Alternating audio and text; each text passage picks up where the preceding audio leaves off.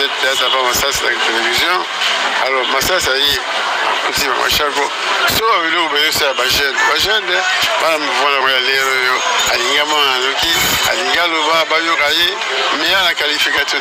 Problème c'est voilà. Donc monsieur qualité de la côté, pas mon gars à l'obaki. Alinga justement côté alinga à côté, alinga kabatu oyo, mais il faut ça musala et évoluer. Théâtre la mission il y a une évolution makasi.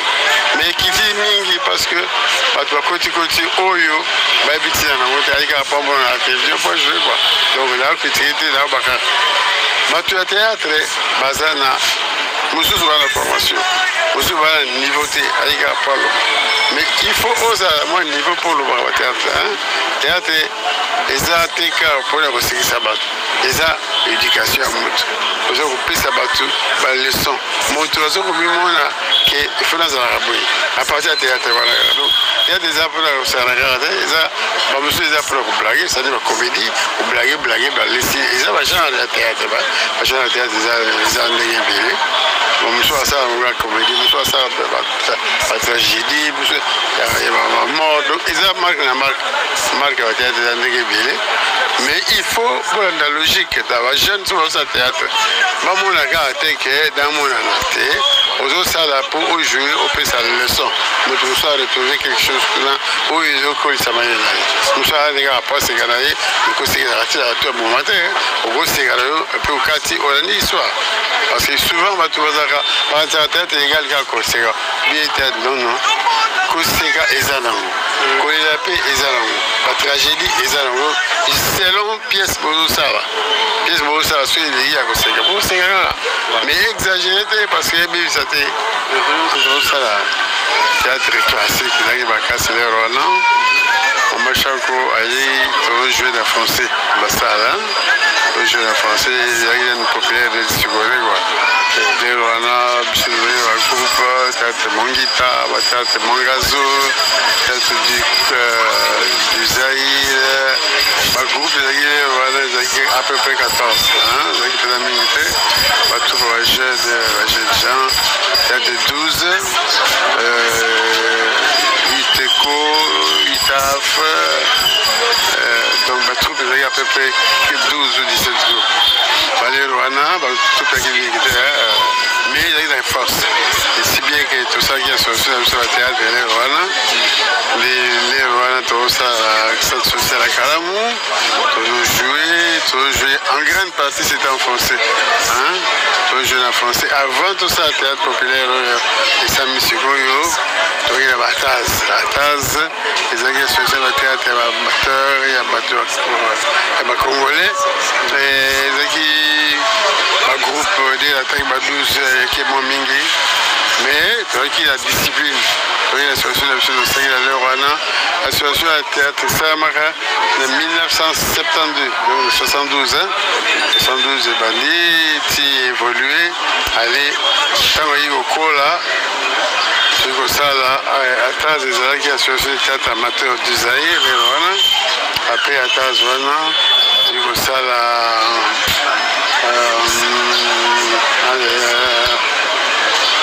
là, l'association M. Isabelle 88, moi on dit l'association nationale à théâtre, tout ça va fusionner, tout ça, association.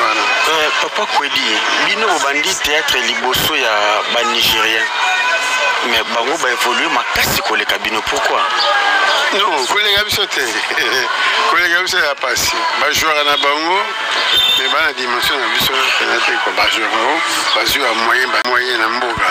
Mboka ti ba moyen pour ba théâtre wana et ko évoluer makasi. Biso to évolution les amis, c'est pas biso. Ba to développer na bango na ne wana, ba mettre à théâtre na bango, tout ça là, mais organisation de Nigeria va ça là exact. Nigeria va en 2000, à peu près 2000 là. À peu près Nigeria va en 2000. Toi 1900? Non, 1900, 1900. Théâtre va Nigeria va en 2000 à peu près, et puis bon, évoluer quoi. Biso to ça avant bango et puis tozali déjà kosala théâtre classique après ekosala théâtre populaire maintenant pour la dimension nyonso donc neti association ya théâtre bakongole oyo ekobotama près après 74 on a ezali na bathéâtre bafrançais yaki bamii français na tazo wana yaki bathéâtre ya français ayeki kotoki kosala bassociation après oyo eza sikoyo. Merci na balani surtout ya super promo ngai nakumisaka El Shaddai Nzambe nde mokeli na nyonso tu nakumisaka El Shaddai nayebi ke naza le bienvenu na super promo eza mbala liboso te mbala liboso eza mbala suka te bokomonaka elongi oyo mbala ya nsima na ndenge mosusu na super promo oyo ekami bongo na Yves Ipan patron ya chaîne oyo napesi ye mpe mbote esika ezwami ye ngai simple humble serviteur. Merci la nuit surtout il y a super promo et tout ça bon toujours na papa Kodi na vu presque batu ndenge na ndenge pour na témoignage baso convaincre ngati na témoignage pour à l'époque bazalaka te na maman Chako pour na comportement ya maman Chako ezalaki ndenge nini na société tango bandi théâtre na bino. Maman Chako a bandi théâtre très tôt, c'est-à-dire peuple ba 15 ans abandi ko théâtre abandi ko kota na Mwangazo ezaki théâtre ba jeune alero wana Mwangazo ebotami avant ba théâtre ya français Lingala de Maman Chako ya dimension mususu ya ba artiste la dimension ya Mikete ana dimension ba grande tant on a Chako abandi ko jouer pas 64 74, 73, 74, abadi au ça, avec les jeunes. Quand on dit au ça théâtre, jeune, à côté du théâtre Mwangazo. Les bandits kota wazero, on a un groupe qui est Mwangazo, théâtre des 12, Bongita, théâtre national, il est en 69. Donc le groupe est qui les Rwanda. Bon, il y a un milité parce que c'est pour les télévisions, c'est pour les bastards. Merci. Sikoyo Papa Kodi oza sur scène mingité olingaka TVT balobi artiste secret na ezalaka de faire mesure ozoleka bato bazomona bazoyeba évolution artiste et tambola ndeni Papa Kodi olingaka micro te pona nini pona ya micro te ali ya micro o eza juste elle va la ça va déclaration je fais ce qui est vrai ce qui est réel les gens ça alors il y a raté n'importe qui a posé la question pour ailleurs bien éviter alors poser la question après on va léger pour la plus de la réponse et on écoutera la réponse à la question parfois on a des jeune ne peut pas avoir résultat le rôle à wana la vie sur la association théâtre des arts ATAS association de théâtre amateur plus association des jeunes donc groupe tout ça français ATAS association il y a français tout ça pièce français ali tu côté balingala 75 groupe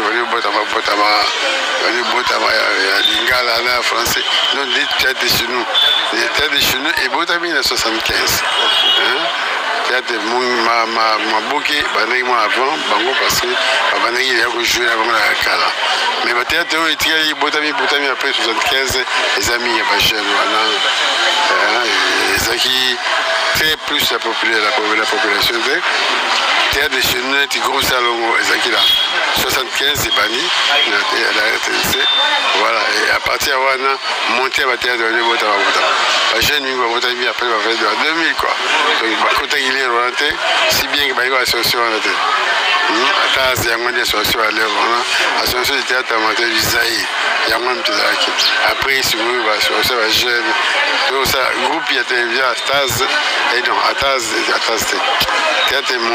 théâtre de chez nous groupe salon et ça 75 par Chitengesa à partir de Chitengesa bon il y a un peu groupe beaucoup de salon c'est qui nango mais il a au statut le groupe salon côté groupe beaucoup ils arrivent nango et botami avant théâtre de chez avant théâtre salon je vois quelques mois après puis ils ont envolé parce que y a moto qui structuré. Merci. Nazanga mon côté awana plateau, tout ça na patron na biso ya mukolo chaîne oyo Congo Super Promo Bilmo Boyebi. Voilà, na kopesa moko micro au message.